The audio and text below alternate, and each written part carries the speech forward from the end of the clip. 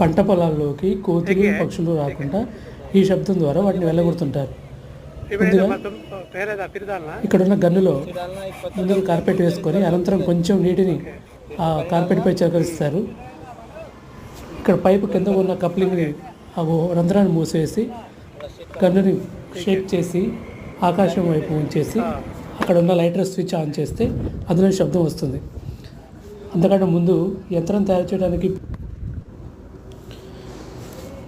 PVC పైపులు తెచ్చుకుంటారు. PVC పైపుల్ని కొంచెం చిన్న ముక్కగా కోసి, పీవీసీ పైపులు కూడా 2-3 రకాలు ఉంటాయి అన్నమాట. ముందుగా లైటర్ పెట్టేసుకొని లేటర్ పీవీసీ క్యాప్లు పెట్టుకుంటారు.